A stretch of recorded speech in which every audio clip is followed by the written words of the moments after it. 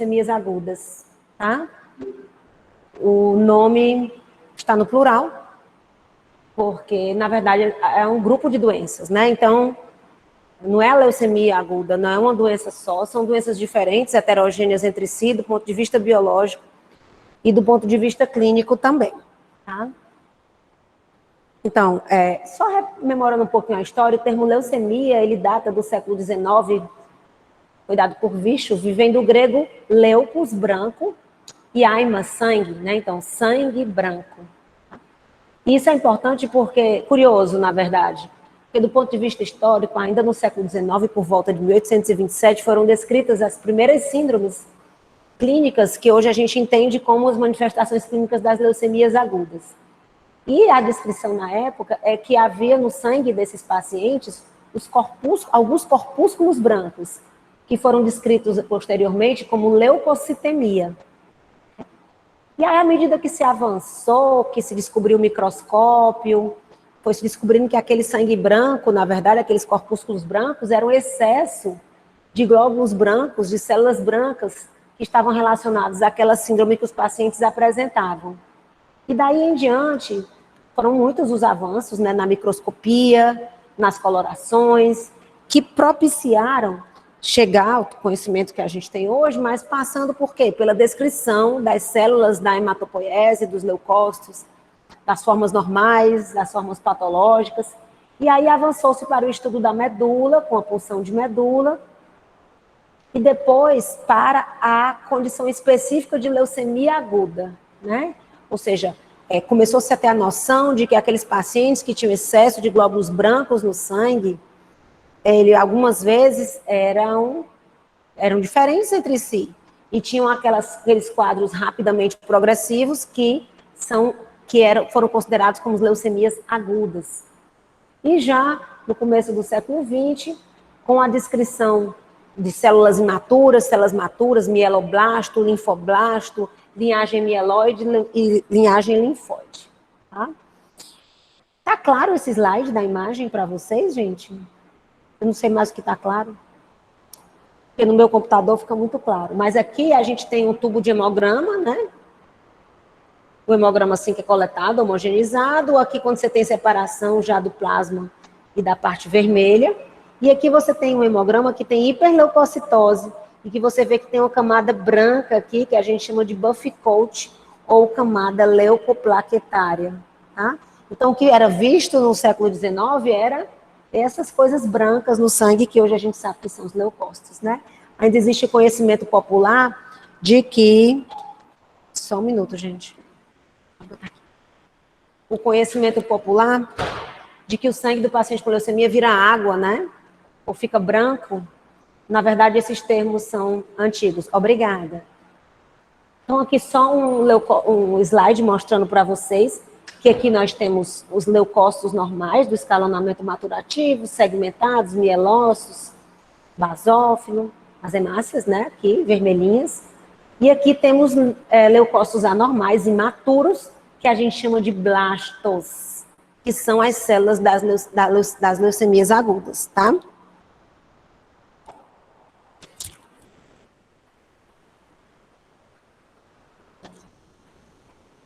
Tudo ok aí?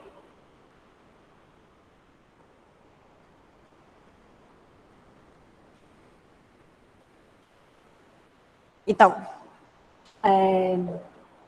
e o que são as leucemias agudas? Então, doenças oncológicas, né? A gente já sabe disso. Onde você tem mutações nas células da hematopoiese. No caso das agudas, são células precursoras da hematopoiese que são lesadas. Essas mutações, elas causam... Toda aula minha de oncohemato, vocês vão ouvir essa história. A normalidade da diferenciação celular e vantagem proliferativa. Então, essas células precursoras mutadas, elas não vão conseguir avançar em direção a se transformarem em células, em leucócitos terminalmente diferenciados, e eles vão se proliferar mais do que as células normais, fazendo com que haja um acúmulo dessas células anômalas e disfunção dos tecidos normais pelo acúmulo dessas células anômalas. Então, você tem disfunção da medula óssea hematopoética e pode haver infiltração de tecidos extramedulares como eu falei, a propósito de alguma pergunta que me fizeram na aula de Hodgkin, essa célula mutada, uma célula neoplásica, ela perde as moléculas de adesão, ela perde a resposta normal aos estimuladores e inibidores do crescimento fisiológico, da replicação celular e do homing celular. Elas passam a se comportar de uma maneira autônoma, ditada pelo maquinário próprio, que é resultado das mutações que elas sofreram. E isso leva ao espectro clínico das leucemias. Não sei se a qualidade do slide está boa. Gosta de história, né? Eu também. Eu tenho que me controlar às vezes, então eu passo 10, 15 minutos falando. Aqui tem um slide da hematopoiese, né? Lembrando a vocês que essas mutações, como em todas as doenças da hematopoiese, elas podem acometer um setor específico. Então, por exemplo, eu posso pegar sua linhagem mieloide, ou sua linhagem linfóide, ou só um setor da linhagem mieloide. E essas mutações podem ocorrer em diferentes estágios do processo maturativo. Nas leucemias agudas, normalmente essas mutações são nessas fases aqui mais iniciais. Mas mesmo essas fases iniciais, elas são com múltiplos passos. Então, elas podem ocorrer em momentos diferentes. Ótimo, Érica. Eu dei uma olhada até no Moodle, os slides originais das aulas estão lá. A de LMC já está e hoje já entreguei, as de hoje já devem ser colocadas mais tarde, tá?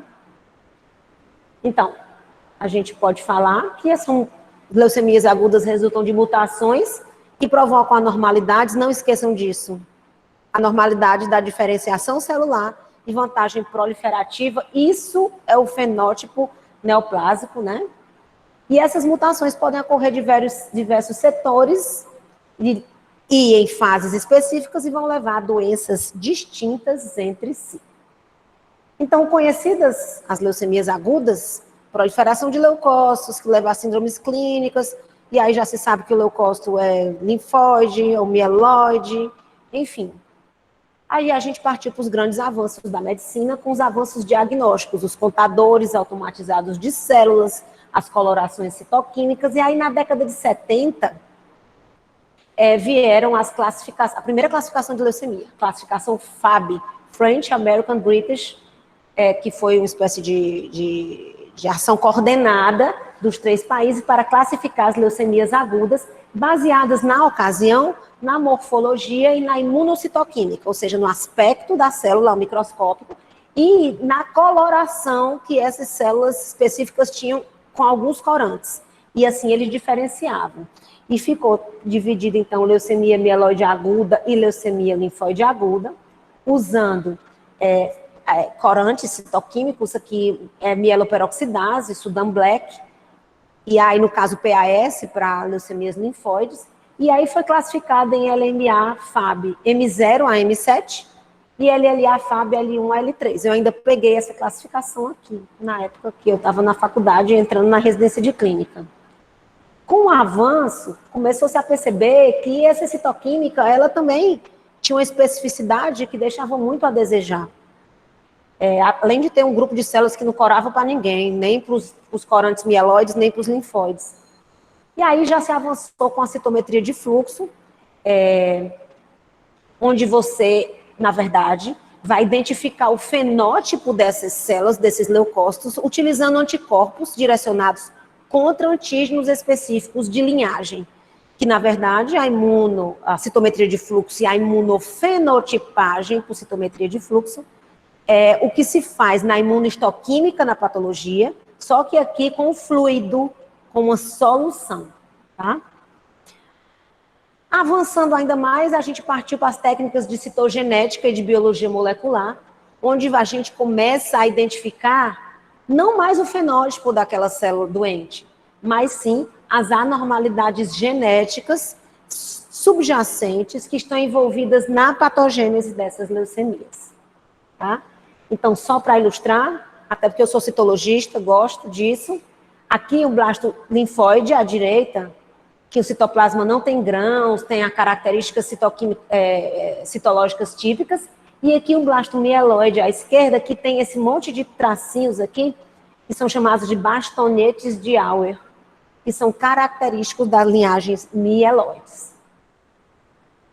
Avançando na citologia, veio a citoquímica, né? Então, aqui é um corante Sudan Black, que ele é típico de linhagem mieloide.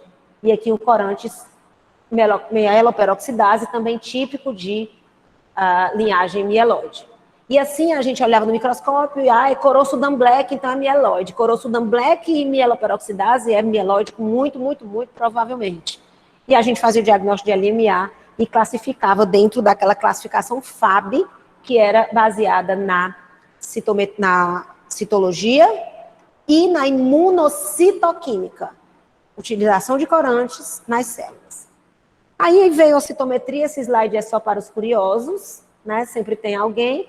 É um contador de célula, o citômetro, onde você joga anticorpos contra antígenos celulares previamente conhecidos, e esses anticorpos são ligados a fluorocromos, que vão acender e projetar positividade para linhagens específicas. Então, a imunofenotipagem, isso vocês precisam aprender, é o padrão ouro para o diagnóstico das leucemias agudas e crônicas.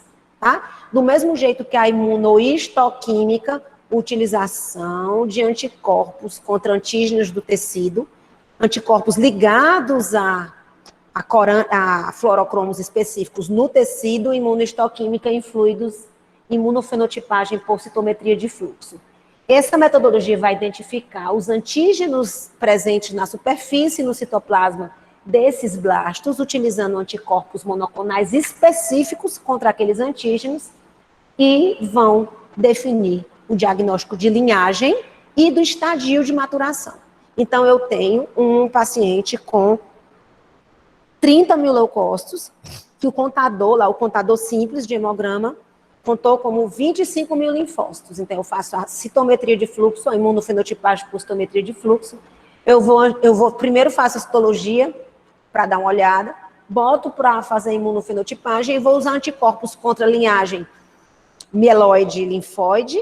A citologia dá uma orientada. E mieloide ou linfóide eu boto crônico ou agudo, então eu consigo definir o estágio de maturação, se é agudo ou se é crônico aquela condição, e se é linfóide ou mieloide. Tá claro isso?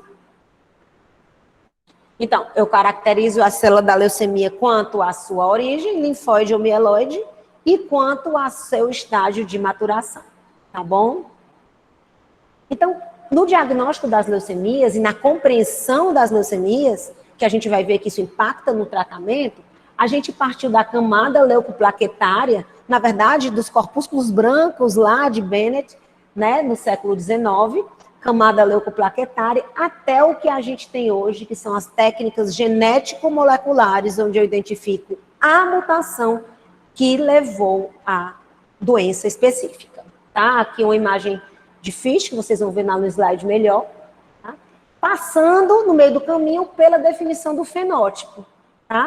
Então, essa compreensão é importante, e a gente foi do aspecto macroscópico do sangue para o aspecto citológico, e a gente atingiu hoje o conhecimento da biologia molecular, da mutação, e no meio desse caminho a gente também conhece o fenótipo das células. Isso é um laudo de uma citometria de fluxo, ó. É isso que o citometrista vê projetado lá no tema da nossa aula naturalmente, de acordo com os fluorocromos que correm determinados antígenos. Bom? Então, atualmente, como é que a gente, qual a linguagem que a gente usa para as leucemias agudas? Desde a década de 90, depois da classificação FAB da década de 70, veio a classificação RU, que eu já falei na aula de Hodgkin, a classificação das neoplasias do tecido linfohematopoético. E ela é atualizada para desespero dos hematologistas, dos patologistas, viu, Carlos, né? E dos citometristas, a cada 2 anos, mais ou menos, com entidades novas, de acordo com o conhecimento disponível na medicina. A última atualização para as leucemias foi em 2018. E essa classificação, ela leva já em conta a citomorfologia, o imunofenótipo e a característica da mutação, a citogenética e a biologia molecular. Então, eu classifico as doenças de acordo com o processo patológico de base. Essa classificação, ela é útil para estratificar o prognóstico e para orientar o meu tratamento, porque agora eu conheço a doença, a linhagem e até a normalidade que levou a ela. Quer dizer, a gente não consegue contemplar 100% das doenças na sua mutação, mas boa parte delas. E essa classificação, ela também reconhece algumas condições que são tidas como pré-leucêmicas, tá? Que já são clonais e têm um potencial evolutivo, que são as síndromes mielodisplásicas, que eu vou só comentar. Para fins de conceito, a gente chama de leucemias agudas toda condição onde eu tenho maior ou igual que 20% de blastos na medula óssea ou no sangue periférico, ok? Blastos, o que são? São células imaturas, linfematopoéticas, tá? Circulantes, ou não, que elas podem estar só na medula, e que se remontam aos precursores da hematopoiese, sejam eles linfóide ou mieloide, lembrando que lá na hematopoiese, meu primeiro direcionamento de linhagem é linfóide e mieloide, e que o mieloide dá origem às hemácias e às plaquetas também, e não só aos granulócitos, tá? Gente, tudo claro até aqui? Do que são as leucemias, de como a gente chegou ao conhecimento atual, a importância do fenótipo e a importância do conhecimento da mutação subjacente da biologia molecular. Tudo ok? Posso prosseguir? Okay. E as síndromes clínicas, né? Quais são as manifestações clínicas das leucemias? Aqui eu não botei agudas, né? Eu botei leucemias, lato sensu, porque se superpõe. A gente divide em síndromes clínicas, são a síndrome anêmica, quadros infecciosos e manifestações hemorrágicas. Esses três grupos de manifestações, eles decorrem da falência medular. Então, eu tenho proliferação das células precursoras, anômalas, elas se acumulam, porque elas têm vantagem proliferativa, elas não amadurecem, porque elas têm a normalidade da diferenciação, e elas vão ocupar, né, o lugar que era destinado à hematopoese normal. Então, a minha hematopoese vai entrar em falência progressiva, o que a gente chama de falência medular. Então, eu tenho os 3 setores acometidos. O setor vermelho, eu tenho anemia de diversos graus, com manifestações clínicas relativas a elas. Eu tenho comprometimento dos leucócitos, neutrófilos, neutropenia, linfopenia, predispondo a quadros infecciosos, porque esses blastos, eles não exercem função imunológica. E eu tenho manifestações hemorrágicas, porque eu tenho comprometimento da síntese de plaquetas, da fabricação de plaquetas na medula, ok? Então, essa é a tríade clássica sindrômica das manifestações das leucemias agudas. Lembrando que o paciente pode ser assintomático e pode ser uma anormalidade no hemograma. Isso é mais comum nas leucemias crônicas, raro nas agudas, mas às vezes acontece. O paciente tem pouco sintoma, um sintoma muito inespecífico, uma febrícula, uma queda do estado geral, tá? É uma pequena parcela dos pacientes com as leucemias agudas. E pode haver outras manifestações relacionadas à infiltração orgânica, ou seja, de outros órgãos por esses blastos, por essas células anômalas, que, como eu falei, eles perdem a noção de onde eles devem e podem estar, tá bom? E essa infiltração orgânica, ela costuma ser mais específica de acordo com a linfóide ou mieloide, porque tem uma espécie de preferência. As síndromes clínicas das leucemias agudas, agora nós estamos nas leucemias agudas, elas costumam evoluir em dias ou poucas semanas. Então o paciente fala, mas doutora, como é que pode? Eles estavam muito bem há um mês atrás. Estava ótimo. É uma leucemia aguda, tá? Ela vinha num processo ali medular e quando ela dispara, o processo em geral é bem rápido, tá?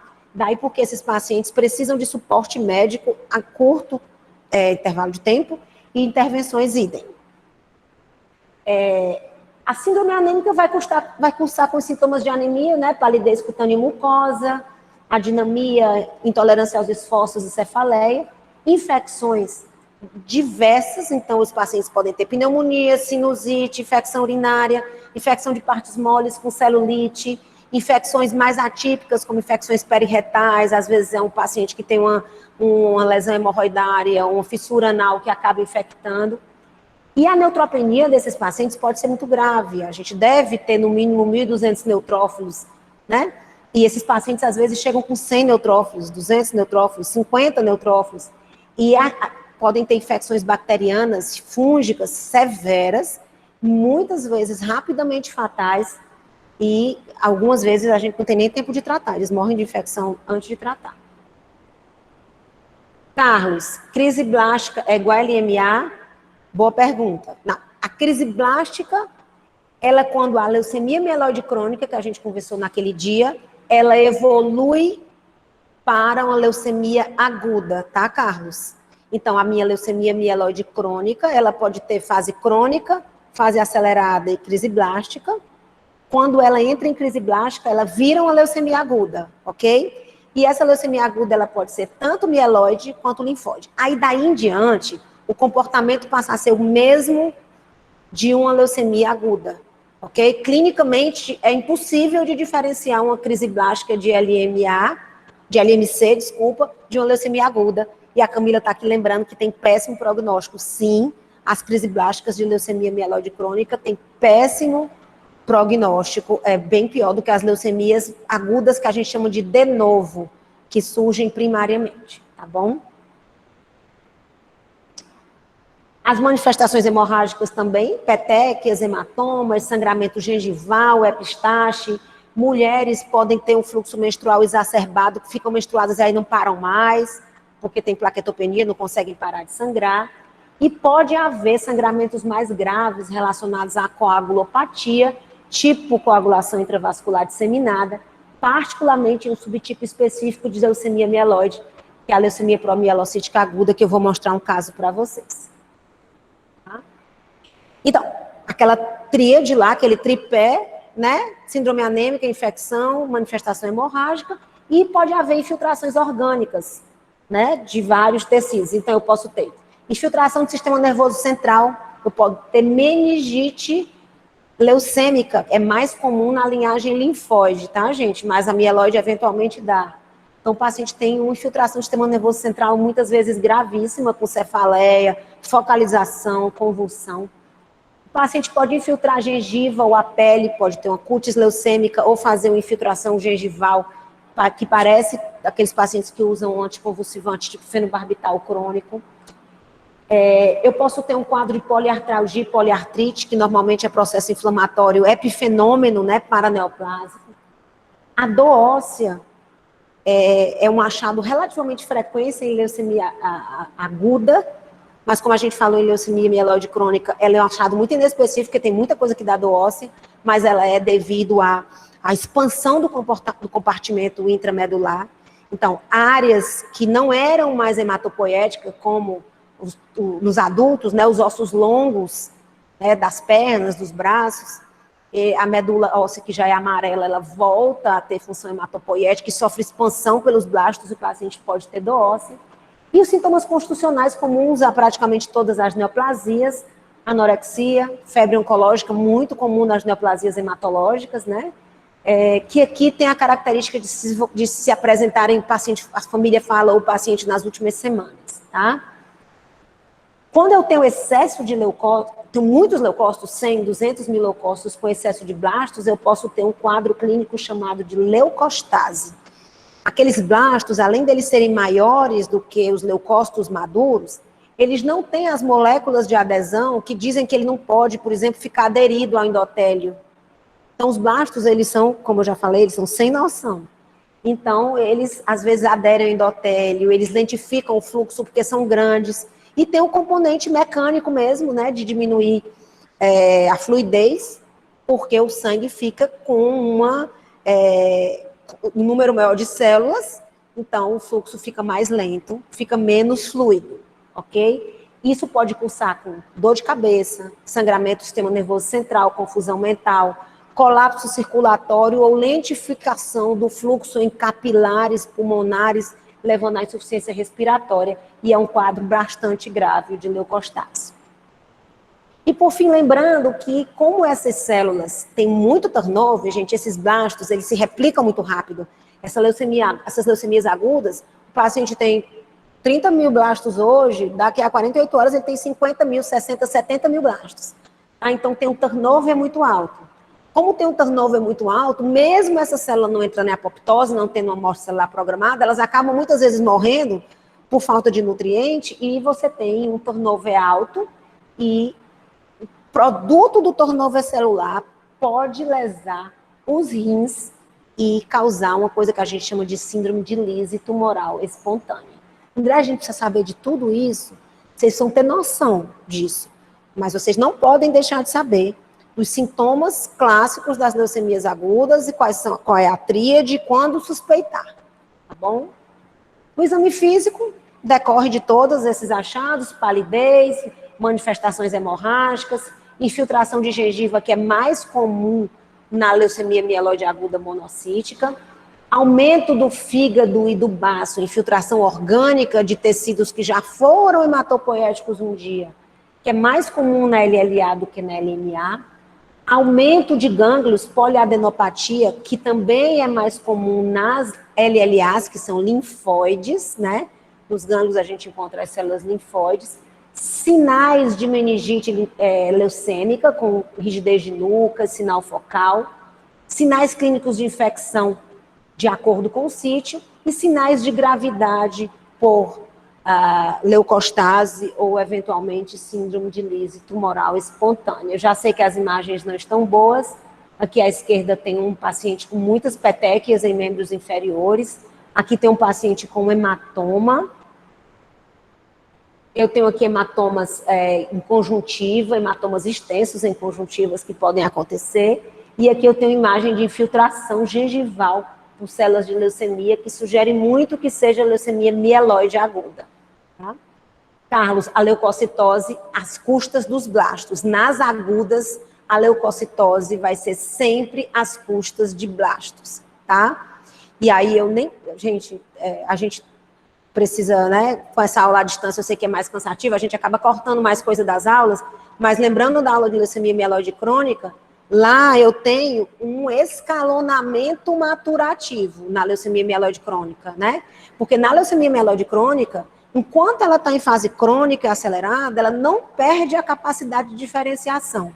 Na leucemia aguda eu perco, então eu não tenho escalonamento maturativo. Camila está dizendo aqui que aqui tem um hiato leucêmico, então eu tenho 30 mil leucócitos, eu tenho 1% de neutrófilo, 300, 2% de linfócito e o resto é blasto. Eu tenho hiato leucêmico. Eu tenho as maduras que sobraram, que já estavam prontas, ou que estão conseguindo escapar e serem produzidas na medula, um hiato de maturação e um monte de blasto, tá bom? Na LMC eu tenho células mais maduras, todo aquele escalonamento representado, que aqui eu não vou encontrar, tá? E os exames diagnósticos, tá? Então vamos lá. Cuidado com aquela coisa do diagnóstico. Quando é que eu suspeito? O hemograma eu posso encontrar leucocitose com presença de blasto, ok? Com ou sem redução das outras células normais. Não estou entendendo, Andréa. Bom, eu posso flagrar no começo e eu tenho 10%, 15%, 20% de blastos, mas ainda numa fase em que a produção de hemácias, de plaquetas e de neutrófilos ainda não foi tão prejudicada. Então, pode ser um pouquinho baixo, ou pode ser até normal nas fases iniciais. Ou, do mesmo jeito, pode vir tudo baixíssimo. 5 de hemoglobina, 300 neutrófilos, 10 mil plaquetas, tá? Então, leucocitose, leucócitos às custas de blastos, ok? Pancitopenia com presença de blastos. Ou seja, eu já caí tanto as minhas células normais que o total até tá baixo, mas o que tem lá é praticamente tudo blasto, ok? Blasto é sinônimo de célula imatura, ok? Eu posso ter pancitopenia sem nenhum blasto, tudo baixo. 1000 leucócitos, 6 de hemoglobina, 15 mil plaquetas.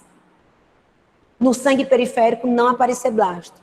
Lembrando que 10% das leucemias agudas são aleucêmicas, ou seja, os blastos não circulam no sangue periférico e não são visíveis no hemograma, eu só vou encontrar quando eu examino a medula, ok? Então, o hemograma, em resumo, ele pode revelar as células com leucemia aguda. Na maioria das vezes ele faz isso. E ele pode identificar a linhagem. Porque se eu encontrar a célula com bastonete de Auer, eu posso garantir que aqui, ó, é célula que tem esse bastãozinho. Quando eu encontro esse bastonete de Auer, eu posso garantir que essa linhagem é mieloide.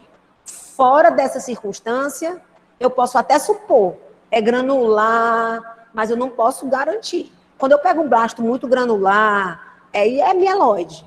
Mas eu preciso prosseguir a investigação, eu não posso parar aqui no meu diagnóstico e propor o tratamento para o paciente. Está compreendido isso?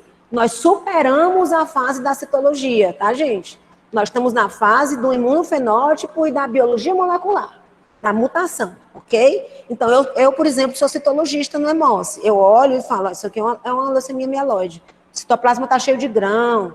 Perfeito. Eu até falo para o médico, olha, eu acho que é mieloide, está cheio de grão. Mas a gente precisa confirmar o fenótipo, até porque ela pode ser bifenotípica. Eu vou já mostrar para vocês. Tudo bem, então? Hemograma sem blasto descarta leucemia? Não.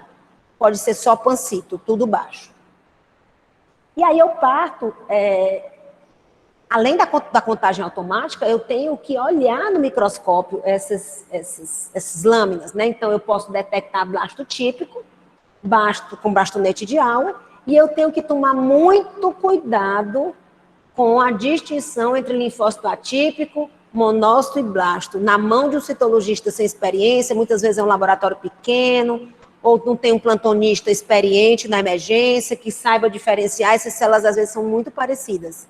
E aí o linfócito atípico de uma virose sai como blasto, ou o contrário, um blasto sai como linfócito atípico, e o clínico fica achando que é uma virose, tá?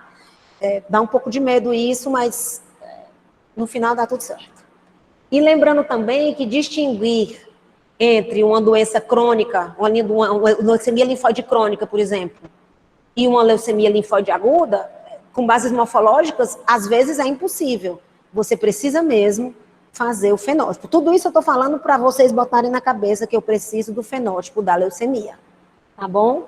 Aqui um slide que eu sei que já sei que vocês não vão ver, mas aqui eu tenho monócito, linfócito atípico, blasto, e para um citologista sem experiência, pode ser tudo parecido e pode dar uma confusão gigante, tá?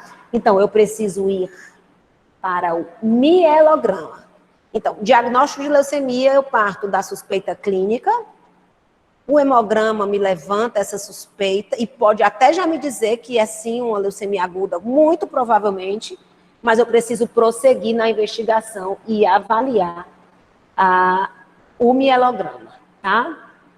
O mielograma é um aspirado de medula óssea, que você pode colher no externo ou na crista ilíaca, e ele vai identificar a presença das células imaturas dos blastos, exceto em casos em que a medula é tão infiltrada que a gente puxa, aspira, e o sangue não consegue vir, que a gente chama de dry tap, que é o aspirado seco, e aí é muito difícil. Realmente, nesses casos, tem que ir para a biópsia, que demora mais e é difícil. Como eu já disse, se tiver bastonete de Auer é porque é leucemia mieloide. Mesmo assim, o aspecto citológico dos blastos podendo sugerir a linhagem, o padrão ouro para diagnóstico das leucemias é a imunofenotipagem. Tá claro isso? Se eu perguntar, posso perguntar isso na prova? Qual é o padrão ouro para o diagnóstico das leucemias agudas? Vai ser 100% de acerto. Tem que saber o fenótipo, eu tenho que fazer a imunofenotipagem. Ok? A imunofenotipagem é por citometria de fluxo, aquilo que eu falei lá. Tá? E aí aqui uma curiosidade. Eu não preciso da medula necessariamente. Se eu tiver blasto suficiente no sangue periférico, eu consigo saber o fenótipo do blasto no sangue periférico. Isso é uma característica das leucemias agudas, tá? Você pode sim fazer o diagnóstico da linhagem no sangue periférico. No caso, serão CDs maiores, porque são células mais imaturas. Não, assim, maiores, Guilherme, eu não estou entendendo muito o que você quer dizer com maiores, mas são CDs específicos, tá? Eu vou te mostrar, eu vou mostrar para vocês aqui Quais são os marcadores de linhagem? Gente, eu tinha um slide que isso era escrito. Aí eu acho que escrito é muito chato. Eu botei um slide com imagem que vocês não vão ver, mas existem clusters específicos para imaturidade mieloide e para imaturidade linfóide, tá bom? E aí, sabendo o fenótipo, eu também preciso estudar a genética dessas células. Eu preciso fazer um cariótipo de medula óssea ou do sangue periférico, quando tem muito blasto, e fazer as pesquisas por RT-PCR ou FISH, a biologia molecular, de medula óssea ou de sangue periférico. Por quê? Porque a mutação presente naquela célula, ela vai ser útil em alguns casos para definir o diagnóstico e ela vai ser sempre útil para fazer uma estratificação prognóstica. Porque quando eu descubro a mutação, eu tenho mutações de baixo risco e mutações de alto risco, que vai dizer que aquela doença é uma doença muito agressiva, menos agressiva, e pode orientar o tratamento, tá? Vocês já tiveram aula de biologia molecular e citogenética? Vocês têm ideia da diferença de uma técnica para outra? Sim ou não? Vou explicar rapidamente. No cariótipo, eu vou lá procurar uma célula de divisão, uma célula de metáfase, e vou procurar a mutação do cromossomo. Então, eu não preciso saber o que é que eu estou procurando. Eu vou fazer o cariótipo da medula do paciente. Eu posso encontrar qualquer mutação ali, ok? Na biologia molecular, não. No FISH ou no RT-PCR, eu uso sondas específicas à procura de determinadas mutações. Então, eu vou me guiar pelo fenótipo, eu tenho que saber quais são as anormalidades típicas encontradas naquele fenótipo e que mutações eu vou procurar para, por exemplo, definir o prognóstico, e vou usar uma sonda e ver se existe naquela amostra o material é complementar àquela sonda, que significa que eu identifiquei aquela mutação. Tá claro isso? Então, não existe assim, eu vou pedir uma biologia molecular do paciente. Não, você pode pedir o cariótipo de medula, tá? Mas você não pode pedir biologia molecular de medula. Eu tenho que pedir biologia molecular. FISH, o RT-PCR, para PML rara, para FLT3, para NPM1, ok? Procurando as mutações específicas. Está claro? Estou olhando ali para o chat. Gente, eu espero que vocês entendam biologia molecular e cariótipo. Não, né, em riqueza de detalhes. Mas a medicina caminha nesse sentido. Então, vocês têm que ir amadurecendo essas noções todas, tá bom? Então, o slide aí, ó, blastos de LMA, eles são granulares, tem bastonetes de Auer, que são essas barrinhas aí que eu deixei circuladas. E aí, aqueles são os exames diagnósticos. Então, relemorando, como é que eu faço diagnóstico de uma leucemia partindo de uma suspeita clínica?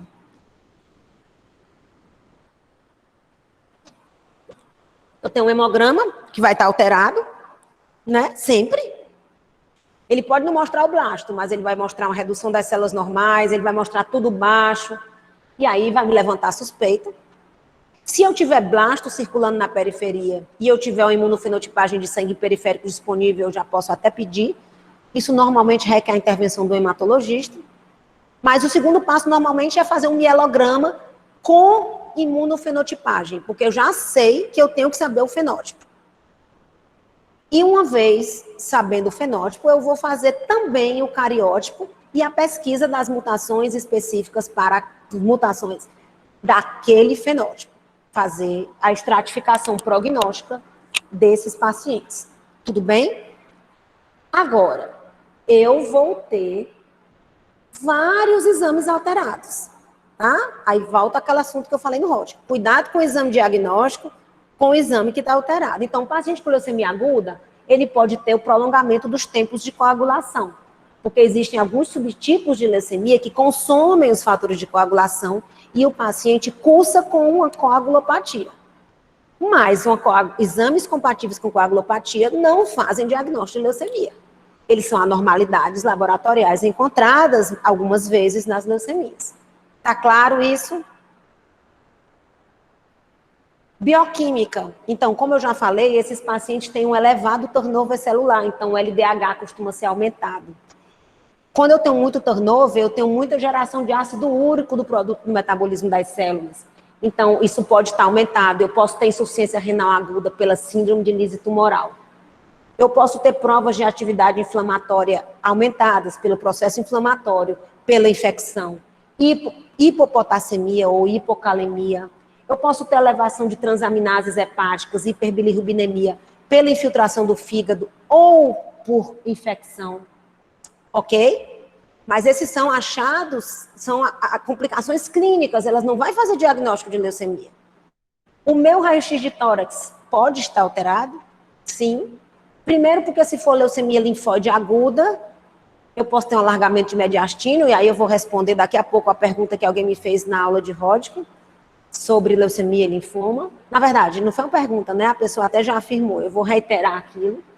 E eu posso ter achados infecciosos, né? Lembrando que esses pacientes, gente, a maioria dos pacientes com leucemia aguda, eles procuram assistência médica já infectado.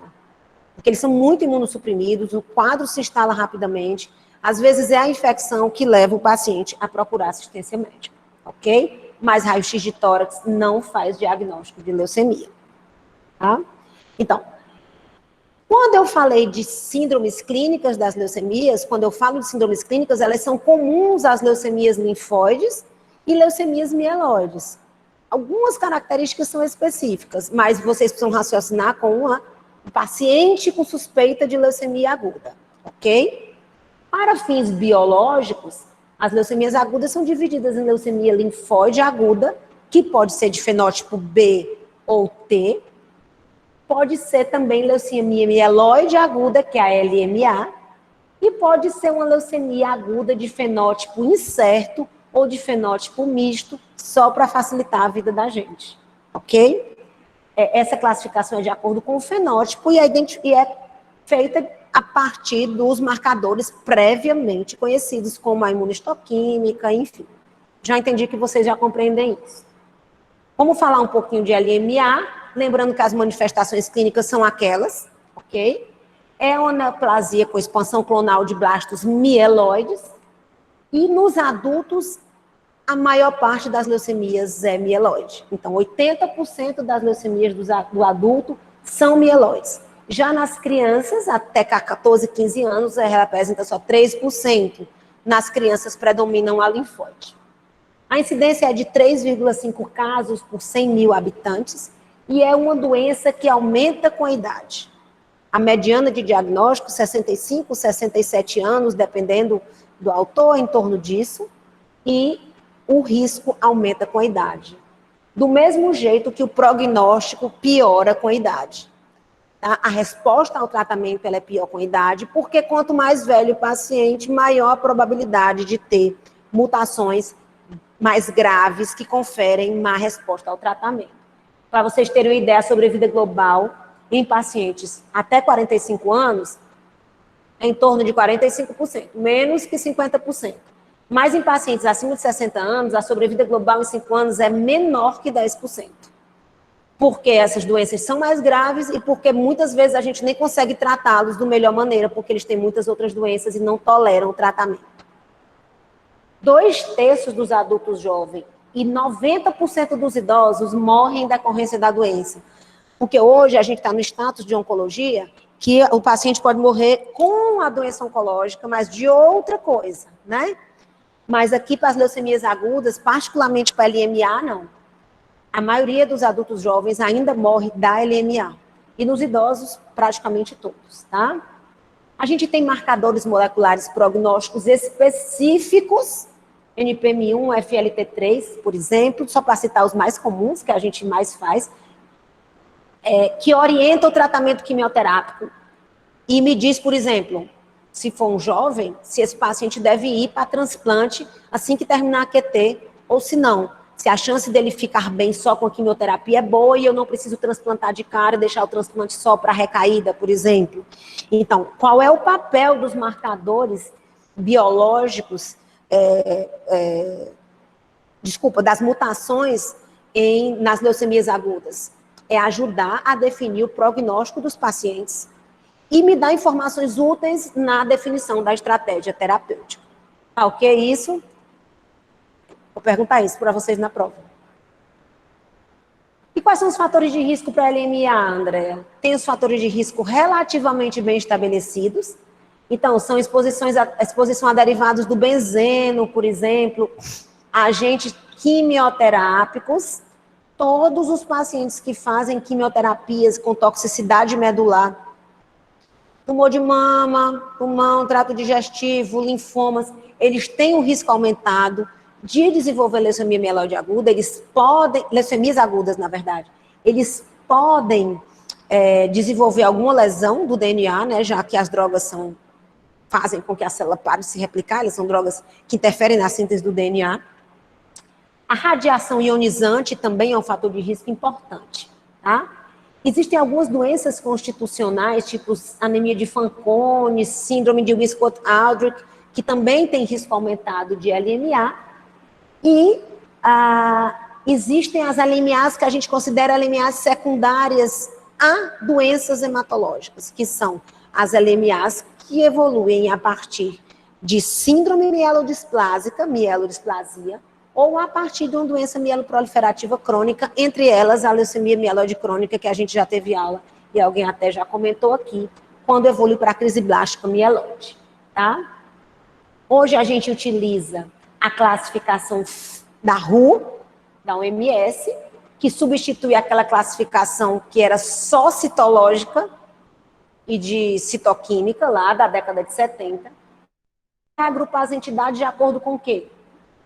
Com o fenótipo, claro, e com as anormalidades genéticas recorrentes, a evolução a partir de síndrome mielodisplásica, se tem associação com tratamento quimioterápico prévio, se tem associação com síndrome de Down, que aumenta o risco de leucemia aguda, ou se ela não tem nenhuma alteração genético-molecular típica. O slide não está visível, vocês não precisam conhecer a classificação da OMS, vocês precisam entender que ela é uma classificação que utiliza o fenótipo para dividir o paciente entre mieloide e linfóide, e que utiliza a citogenética e a biologia molecular à procura de mutações específicas que coloquem os pacientes em subgrupos específicos aqui. Então, por exemplo, eu tenho a LMA com inversão do 16, inversão do cromossomo 16. É um LMA que tem um bom prognóstico, costuma responder bem ao tratamento e não precisa ser transplantado em primeira remissão, tá bom? Por outro lado, eu tenho LMA com alterações citogenéticas de mau prognóstico, com FLT3 mutado, por exemplo, que tem mau prognóstico e devem ser submetidas a um tratamento mais agressivo e, portanto, precisam ser vistas de uma maneira diferente. Repetindo, eu preciso saber o fenótipo, porque eu trato mieloide diferente de linfóide, e eu preciso conhecer a normalidade genética subjacente, as mutações subjacentes, porque elas vão me permitir classificar esse paciente de acordo com o risco, né, digamos, com a vantagem proliferativa dessas células e da capacidade delas responderem aos tratamentos convencionais. Tá claro? E aí esse quadrinho que vocês vão ver, que vocês não precisam decorar, tá? Isso aqui é para o residente de hematologia, que a gente categoriza as LMAs em LMAs de alto risco, baixo risco e risco intermediário, de acordo com a presença de mutações específicas, tá? E como é que eu trato o LMA? Bom, primeiro, como eu já falei, esse é um paciente clinicamente doente, né? Ele chega infectado, muitas vezes desidratado, febril, agudamente emagrecido, anorético, sangrando, enfim. Eu preciso fazer um tratamento de suporte, hidratar, iniciar antibiótico terapia, corrigir os distúrbios hidroeletrolíticos, eventualmente presentes, e o tratamento específico, que é do hematologista, é do especialista, né? É também quimioterapia, no esquema que é utilizado desde a década de 70 e 80, pouco mudou, que é um esquema chamado 3+7. Eu faço 3 dias de antracíclico, aí isso mudou, porque a gente tem antracíclico mais moderno hoje em dia, e 7 dias de Aracê. Quando vocês estiverem no internato, vocês vão ver isso. Tá? Com esse tratamento, a gente chama de quimioterapia de indução, eu induzo remissão. O que é indução? Eu mato os blastos e propicio que a medula hematopoética surja novamente. Então, eu faço quimioterapia, eu mato ainda mais as células da hematopoiese, porque esse quimioterápico ele não é específico, ele vai matar as células normais que restaram da hematopoiese, que ainda eventualmente ainda estejam lá presentes. Esse paciente fica aplasiado, piora a anemia, piora a plaquetopenia, célula de defesa cai ainda mais. Mas eu faço isso com o propósito de, no intervalo de aproximadamente 10 a 15 dias, a medula hematopoética normal se recuperar com neutrófilo, com eritrócito e com plaqueta. E com um percentual de blasto inferior a 5%, para eu poder prosseguir o tratamento. Enquanto isso acontece, quando eu faço o que a gente chama de aplasia induzida por QT, eu tenho que oferecer ao paciente o meu tratamento de suporte com antibiótico, transfusão, hidratação, o paciente precisa ficar internado, ok? Essa abordagem leva à remissão completa de 60% a 80% dos pacientes que têm menor de 60 anos. André, mas você disse que 2/3 morrem da doença. É, porque atingir remissão não quer dizer que vai ficar em remissão. Depois que atinge remissão, que os blastos desaparecem, eu preciso partir para a consolidação, tá bom? E essa consolidação, ela vai ser feita levando em consideração a estratificação de risco, as mutações que o meu paciente tem. Se eu vou fazer a consolidação clássica com quimioterapia, ou se eu vou mandar o meu paciente, por exemplo, para transplante de medula, e nesse caso aqui é transplante halogênico com outro doador, tá bom? E os pacientes que eu tratei, julguei que eles tinham critérios de bom prognóstico, consolidei com 4 meses de tratamento de ARAC e ele recaiu. Aí eu tenho esquemas de resgate, quimioterapias alternativas para colocar de novo em remissão e submeter esses pacientes a transplante de medula se eles forem elegíveis, se a idade e as condições clínicas permitirem. Tá claro o que é indução de remissão, gente? Vou ficar olhando para o chat aqui. Tá claro o que é induzir remissão e qual é o racional de tratar uma leucemia aguda? Fazer aplasia de medula. Quando eu mato a doente, mato a boa. Só para vocês terem uma ideia, a mortalidade relacionada ao tratamento das leucemias agudas é em torno de 15%. Então, que cerca de 15% dos pacientes morrem de toxicidade ao tratamento. Eu não tenho nem tempo de saber se ele entrou em remissão, tá bom? Claro que se eu for distribuir em pacientes jovens, isso é uma estatística global. Essa mortalidade ela é maior, quanto maior a idade do paciente, mais doenças associadas ele tem, que vai fazer com que ele tolere mal o tratamento, né? E mais grave for a doença. Estão pedindo aqui para eu repetir a indução, é importante vocês compreenderem isso. O que é que eu faço com o paciente com leucemia aguda? Eu faço poliquimioterapia. Na verdade, para LMA eu uso 2 quimioterápicos. O meu objetivo é fazer uma aplasia de medula. Baixo todas as células do sangue, tá? Para que a medula nasça novamente, mas com células normais e não as doentes, ok? Esse período de aplasia dura de 10 a 15 dias. E nesse período eu tenho que fazer suporte ao paciente. O Nixon está perguntando se a medula pode voltar a produzir linhagens alteradas. Sim, sim, Nixon. Na verdade, a indução a gente faz de 1 a 2, porque você pode ter resposta parcial, por exemplo, a primeira, tá? Isso vai depender, Nixon, todos, na verdade, vai depender da natureza, do comportamento biológico da doença. Mais uma vez, é importante eu saber que mutação essa célula tem e o quão sensível ela é aos meus quimioterápicos convencionais. Algumas mutações, elas conferem uma espécie de resistência ao quimioterápico convencional. FLT3 é uma delas.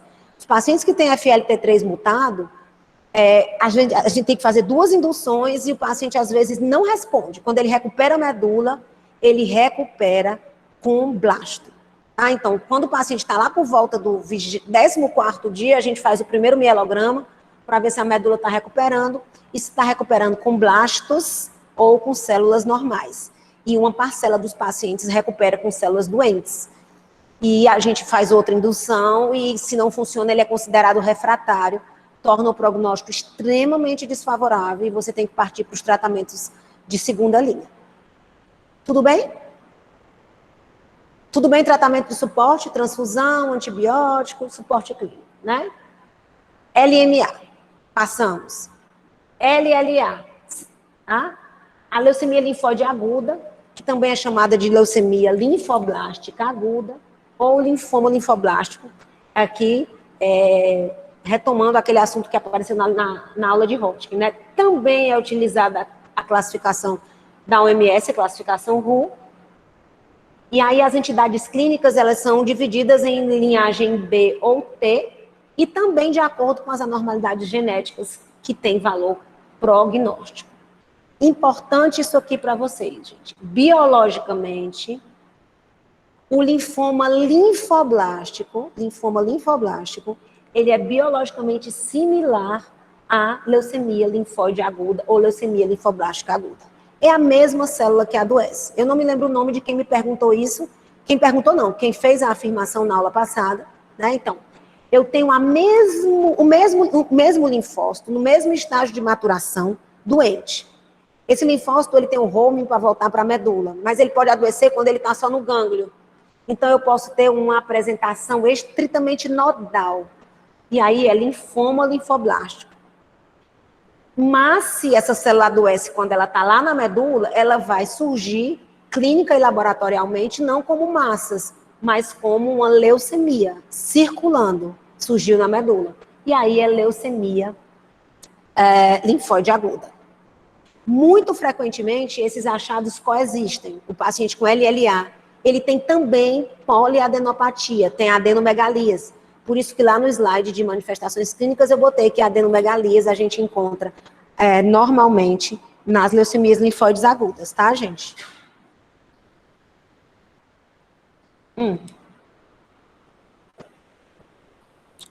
Aí eu botei aqui, termos linfoma e leucemia às vezes são meio arbitrários. Espera que eu vou acabar caindo aqui. Mas a gente chama de leucemia sempre que tem blasto na medula óssea acima de 25, aqui no caso da LLA, não para dizer que é uma leucemia aguda, tá? Mas para chamar de leucemia, tá bom? Tá claro? Linfoma e leucemia aqui. Eu vou comentar mais um pouco aqui. As LLAs, elas são 23% das neoplasias da infância. Então, leucemia linfóide aguda é um tumor comum na infância, tá? E 76% das leucemias da infância são linfóides. Então, de todos os tumores da infância, 23 são LLAs, e de todas as leucemias, 76 são LLAs. Isso vocês já viram, LMA predomina no adulto, LLA, linfóide, predomina na criança. Nos adultos, 20% das leucemias. A sobrevida global em 5 anos para as crianças é muito boa, 90% a 94%. As leucemias da infância, as leucemias linfóides agudas da infância, são doenças que respondem muito melhor ao tratamento. Enquanto nos adultos, a sobrevida global em 5 anos é bem inferior. Nos melhores resultados, fica em torno de 50% a 60%. Por quê?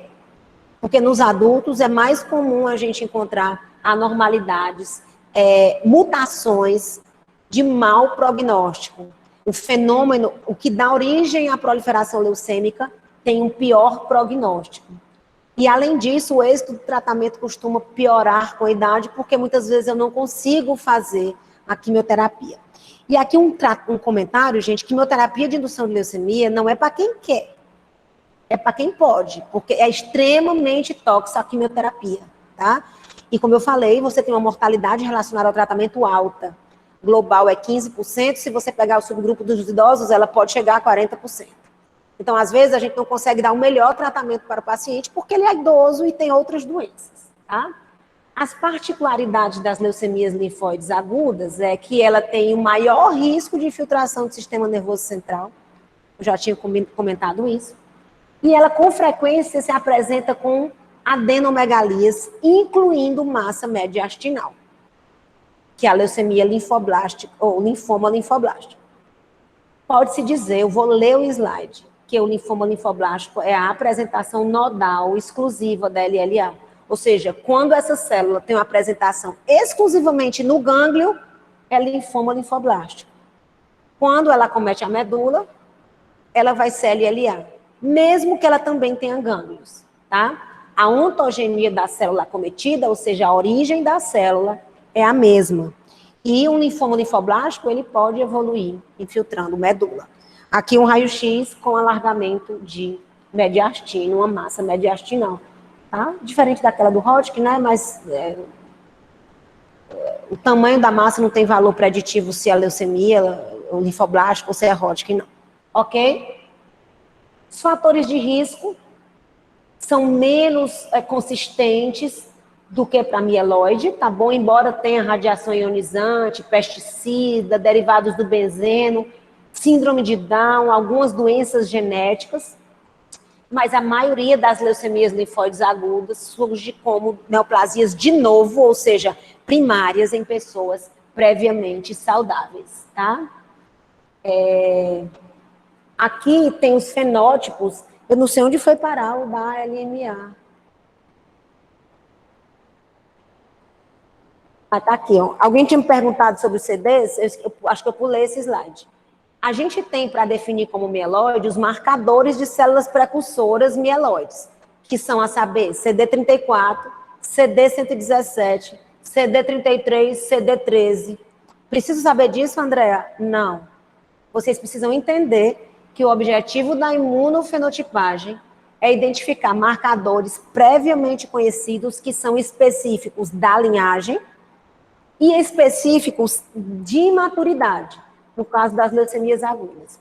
Tudo bem aí, a pessoa já saiu do chat, a quem tinha me perguntado sobre os CDs das leucemias.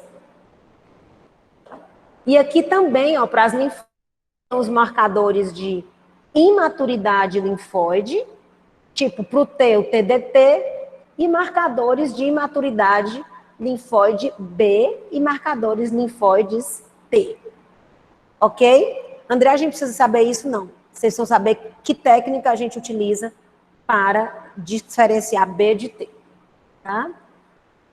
A leucemia linfóide aguda tem diversos fatores prognósticos, tá? Que são a idade, quanto mais velho é pior, quanto maior a contagem de leucócito é pior, presença de massas, anormalidades cromossômicas, e como a LMA, eu vou tratar esses pacientes de acordo com os fatores de risco que eles têm. Andréa, o que é que eu preciso saber de tratamento de leucemia aguda? Que eu trato o meu paciente de uma maneira orientada aos fatores prognósticos, tá? Principalmente o tratamento pós-indução. Então, eu induzo remissão de todo mundo. O que é que eu faço depois para garantir que essa doença não vai rapidamente voltar? Porque aquela célula ficou lá numa quantidade bem pequenininha, mas como ela tem a vantagem proliferativa, ela vai se proliferar e vai ganhar corpo novamente. Eu vou fazer o meu tratamento de consolidação e, dependendo dos fatores de risco, o meu tratamento vai incluir só quimioterapia de consolidação ou vai incluir transplante, por exemplo. Tá claro isso?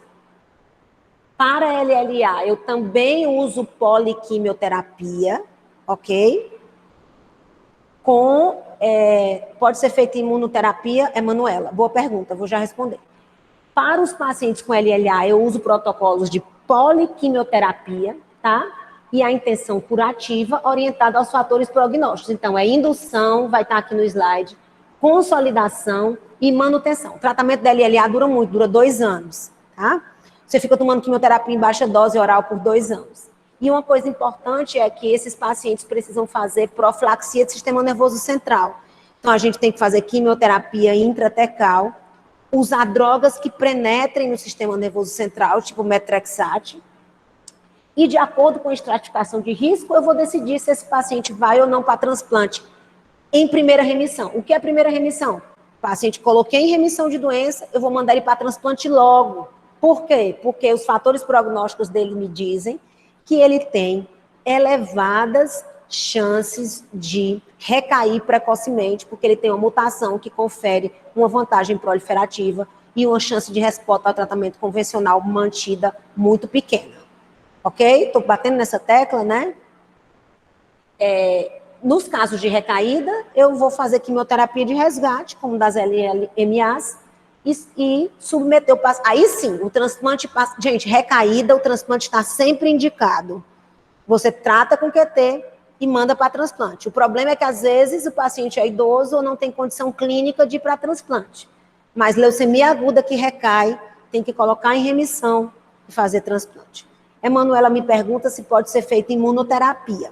Pergunta interessante. Para as leucemias linfóides agudas, alguns subtipos, a saber, a LLAB madura, ela expressa CD20. E eu tenho uma droga chamada rituximab, que é um anticorpo monoclonal anti-CD20, que eu associo ao esquema quimioterápico convencional, tá? Eu não faço só imunoterapia, eu faço imunoquimioterapia para as LLAs Bs maduras com expressão de CD20. Ok, Manuela? O transplante halogênico, vocês vão ter aula, não sei se já tiveram com o doutor Fernando, ele é uma imunoterapia, né? É uma imunoterapia viva, porque a célula do doador, ela vai exercer um efeito de vigilância biológica contra novas células doentes que apareçam, porque ele vai reconhecer essas células como estranhas, uma vez que ele desenvolve imunotolerância às células do corpo do hospedeiro, mas ao blasto é uma novidade, ele vai tentar destruir. Tema para uma aula inteira. Ok? Para a LMA, existe um anticorpo monoclonal chamado anti-CD33, que é a ozogamicina, que eu não citei. Hoje é pouquíssimo utilizado, porque os resultados realmente foram muito ruins, tá? Está respondida a pergunta, Manuela? E uma coisa que eu queria só chamar a atenção de vocês, que a mutação do BCR-ABL, aquela lá da LMC, ela caracteriza um LLA de subgrupo específico que vai para transplante em primeira remissão, que ninguém sabe se, na verdade, é uma LLA de novo ou é uma crise blástica linfóide de LMC, mas que tem um prognóstico extremamente desfavorável. É igual a uma crise blástica de LMC. Tá? Por isso que no slide, quando vocês virem detalhem a figura, vai ter um subgrupo específico de LLA, de altíssimo risco, que é LLA com a mutação BCR-ABL. Tá? Gente, fizemos uma hora de aula, eu vou apresentar só uns casos aqui para ilustrar a leucemia. Esse slide do caso está nítido para vocês?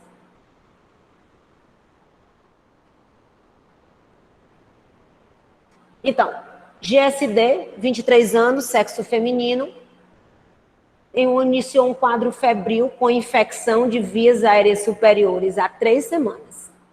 Há 10 dias ela passou no serviço médico, foi tratada com antibióticos orais em regime ambulatorial, mas desde então ela só piora. Ela está cada vez mais indisposta, intolerância aos esforços, palidez cutânea e mucosa. A febre continua apesar do antibiótico. E teve uma piora da infecção respiratória com tosse produtiva. E há 5 dias vem tendo sangramentos com petecas em membros inferiores e tronco. Chegou na emergência, mau estado geral, descorada, dispneica, ictérica, taquicárdica, 120 de frequência cardíaca, taquipneica, 32 de frequência respiratória, hipoxêmica, saturando 87% em ambiente, sem comprometimento neurológico relevante, orientado e cooperativa. De exame físico, além de uma ausculta cardíaca hiperdinâmica, né, taquicárdica, com sopro sistólico, ela tinha estertores em bases bilateralmente, sugerindo infecção respiratória.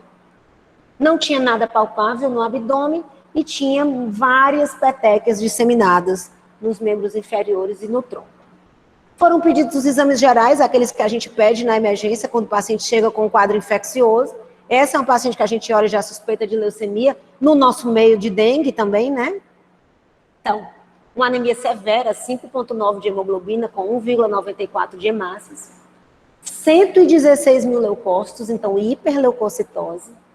Ainda tem neutrófilo razoável, ó, 1.160, 960 linfócitos, mas 121 mil blastos, 93% de blastos e 11 mil plaquetas. Suspeita clínica, leucemia aguda, tá?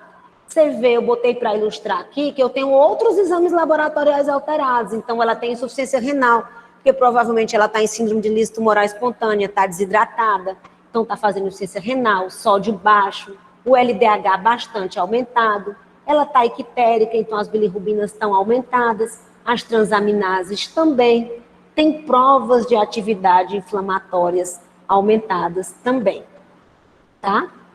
Qual é a conduta com essa paciente? Qual é o papel do clínico generalista, do médico que está na emergência que atende esse paciente? Aqui o raio-x, com pneumonia bilateral, começa a antibiótico terapia, transfundir plaqueta, né? Tem 11 mil plaquetas e está sangrando, hidratar, tá? Transfundir hemácias cuidadosamente, devagar, porque ela já tem muito leucócito, eu posso aumentar a viscosidade muito rapidamente, e transferir para um serviço especializado. Essa é um paciente com um quadro clínico clássico, né, de leucemia aguda na emergência, tá? Um outro caso, uma mulher de 43 anos, que deu entrada pelo serviço de ginecologia e obstetrícia, relatando hipermenorragia há 8 dias, com progressiva palidez e intolerância aos esforços. Há 2 dias apareceram hematomas nas pernas e nos braços e um sangramento gengival. Então, ela está 8 dias sangrando muito, com a síndrome anêmica, né? Então, tem síndrome hemorrágica, síndrome anêmica, e ela foi para a emergência. Chegou em mau estado geral, descorada, eupneica, não tinha repercussão respiratória importante, taquicárdica, 108 de frequência cardíaca, frequência respiratória boa, saturando bem, não estava, provavelmente não estava infectada, né? Orientada e cooperativa, tinha sangramento gengival, sem lesões visíveis, e estava taquicárdica, com um sopro sistólico provavelmente decorrente da anemia, e hematomas em membros inferiores e na parede abdominal. O slide eu sei que está ruim, aqui tem uma foto do hematoma e uma gengiva friável sangrando aqui pela base dos dentes. E o exame? O hemograma completo veio com 7,4 de hemoglobina, 2.400 leucócitos, com 180 neutrófilos, olha aí a gravidade da neutropenia dela, e nem estava infectada, né? 1.480 linfócitos e 25% de promielócitos anômalos. 7 mil plaquetas, prolongamento dos tempos de coagulação, TAP e TTPA, e um consumo de fibrinogênio. Então, essa paciente parece ter uma leucemia aguda com consumo de fatores da coagulação. E qual foi a conduta? Suporte transfusional, né? Plaqueta, plasma, porque os tempos de coagulação estão alterados.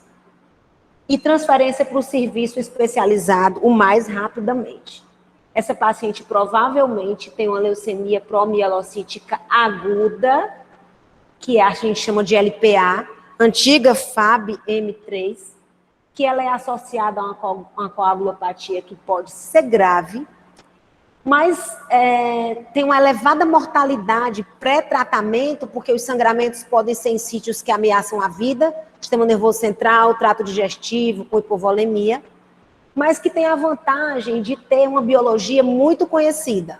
Ela decorre de uma mutação específica, que é a translocação 15-17, que codifica um gene de fusão PML rara, que é quem dá o diagnóstico definitivo dela, e esse gene de fusão, ele interfere, ele está envolvido na metabolização dos retinóides intracelulares e do seu papel na proliferação celular.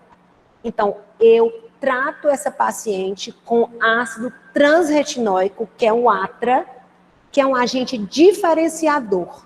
Quando eu dou o ATRA, eu neutralizo o papel desse gene de fusão, e aquela célula imatura que está parada lá no estágio de promielócito se proliferando, ela progride, ela amadurece, e eu tenho uma remissão da leucemia, tá? Ela tem uma excelente taxa de remissão completa e cura, e resposta mantida a longo prazo, mas ela tem uma elevada mortalidade inicial pela coagulopatia, pré-tratamento, o que é muito dependente do índice de suspeição do serviço de emergência onde o paciente é atendido inicialmente.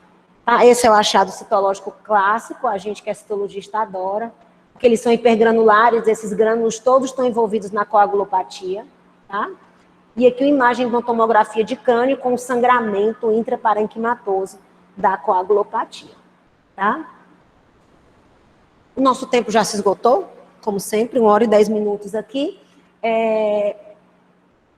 Esse terceiro caso, gente, é um paciente que tem, bem rapidamente, de 56 anos, masculino, que ele vem com história de febre e anorexia há 3 semanas, que piorou há 5 dias, e procurou assistência médica com sinais e sintomas de disúria e dor lombar. No exame físico, ele estava descorado, taquicárdico e tinha um baço palpável e uma dor à palpação do flanco esquerdo com Giordano positivo, que é um sinal que a gente faz para pesquisar pielonefrite. Como é que estava o hemograma? Tinha uma anemia moderada, 9,1, uma leucopenia intensa, 1.800 leucócitos, não tem blasto circulando, tá? E uma plaquetopenia de 44.000. Tinha insuficiência renal e sinais de infecção urinária.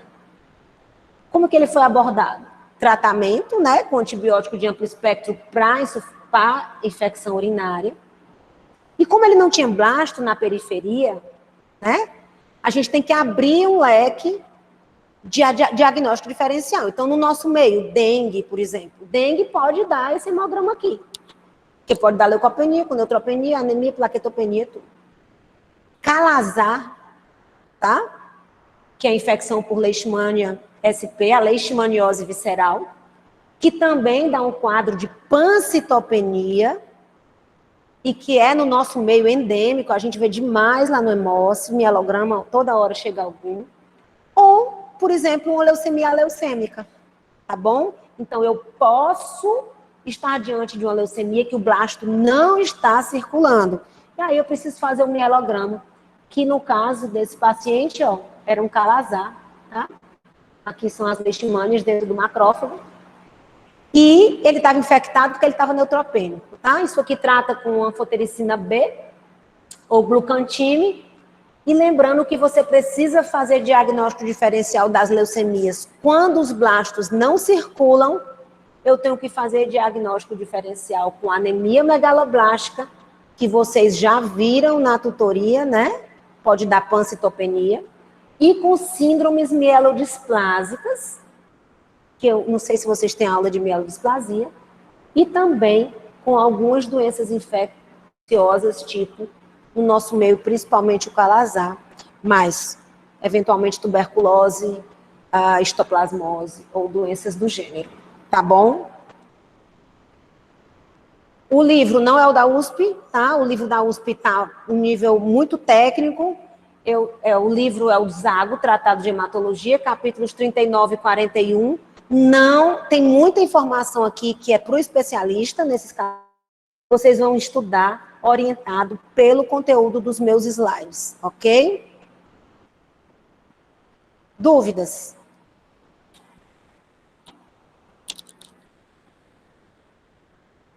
Dúvidas com leucemias? Ok. Bom, gente, tenham uma boa sexta-feira para vocês, bom feriado. A gente vai se encontrar outra vez sexta que vem para falar de trombofilias, aí vocês vão ficar livres definitivamente de mim, exceto o povo da minha tutoria, que a gente se encontra daqui a pouco, tá bom? Tchau, tchau para vocês. E só para lembrar que eu sigo à disposição por e-mail, tá? Eu acho que tem aqui meu e-mail. Se quiserem tirar alguma dúvida, tá? Eu estou à disposição.